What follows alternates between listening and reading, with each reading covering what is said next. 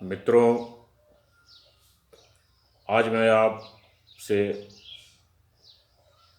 काल सर्प दोष या काल सर्प योग जो नाम दिए गए हैं उस पर चर्चा करूंगा, क्योंकि आजकल इसका बाज़ार बहुत बड़ा है और तमाम लोग इससे परेशान होकर के इधर उधर भटकते रहते हैं।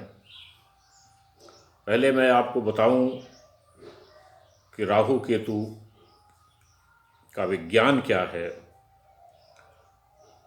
जैसा कि हम जानते हैं कि धरती सूर्य का चक्कर लगाती है और चंद्रमा धरती का चक्कर लगाती है। चंद्रमा की कक्षा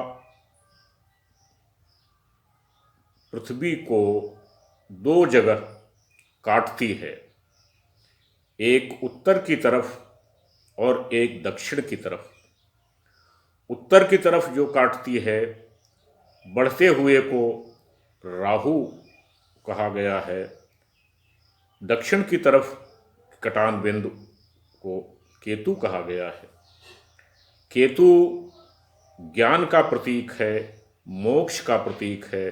राहु दिमाग को भरमाता है, आपको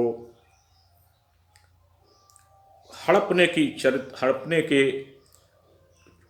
विचार मन में देता है। ये जैसा कि चंद्रमा का जो गुरुत्व बल है, जो ग्रेविटी है, वो धरती को बहुत प्रभावित करती है। जैसा कि पूर्णमासी पर आपने सुना होगा कि ज्वार भाटा आता है, वो चंद्रमा धरती के नज़दीक आ जाता है और उसका गुरुत्व बल के कारण से पानी ऊपर उठने की कोशिश में करता है। गुरुत्व ऐसा भी देखा गया है कि पूर्णमासी के दिन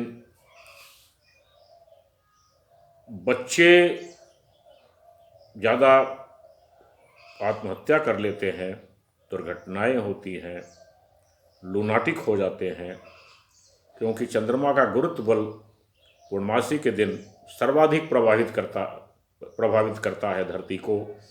और अधिकतर डॉक्टर ये कोशिश करते हैं कि जो ऑपरेशन हो वो पूर्णमासी को न किए जाएं, क्योंकि पूर्णमासी को ऑपरेशन करने से ब्लड सर्कुलेशन, खून बहना बंद नहीं होता है।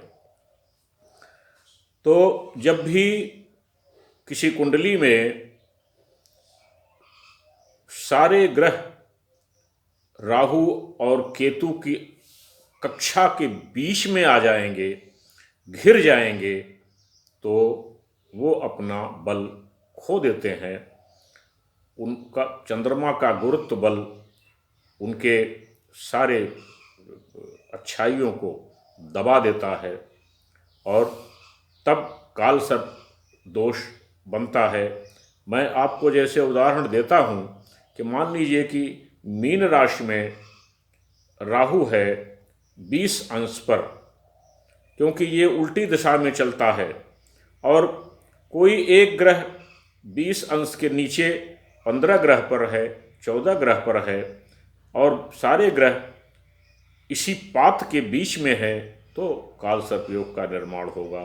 काल सर्प योग का निर्माण होने पर जातक को रात में सांप दिखाई पड़ते हैं, सांप से डरता है, उसका चेहरा ही कुछ अजीब होता है, पिता के लिए परेशानी करता है, जीवन में तमाम परेशानियां होती हैं, आगे बढ़ने नहीं देता है, कम से कम 40 साल तक जीवन को बहुत परेशान करता है।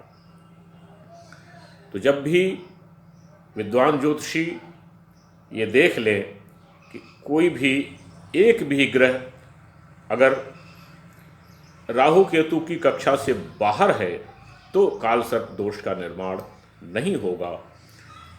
सारे के सारे ग्रह राहु केतु की कक्षा के अंदर ही होने चाहिए, तभी काल सर्प दोष का निर्माण होगा। और काल दोष का निर्माण तय हो जाने पर इसका एकादश रुद्राभिषेक कराना चाहिए। 11 पंडित एक दिन में रुद्राभिषेक कराएं, या एक पंडित 11 दिन में रुद्राभिषेक कराए, और रुद्राभिषेक कराने के बाद छाया पात्र का दान किया जाता है। एक छाया पात्र लेकर के उसमें चांदी का सिक्का डाल करके अथर्वशीर्ष का पाठ करना पड़ता है। अथर्वशीर्ष का पाठ करके छाया पात्र का दान पंडित को दान कर दें। और कालचक्र की इसमें पूजा की जाती है। पंडित को, पूजा करने वाले पंडित को मालूम होगा कि कालचक्र की पूजा कैसे की जाती है। सारे नवग्रह बनाए जाते हैं और उनका उसमें एक थाली में, बड़ी थाली में लेकर के सफ़ेद कपड़ा बिछा करके नवग्रह बनाए जाते हैं और उन नवग्रहों की, कालचक्र की पूजा की जाती है। तब जाकर के काल सर्प दोष की शांति होती है। फिलहाल अभी काल सर्प दोष पर बहुत कुछ नहीं जाना जा चुका है। ये एक रहस्य बना हुआ है। ऋषियों मुनियों, वेदों में इसका कोई वर्णन नहीं है।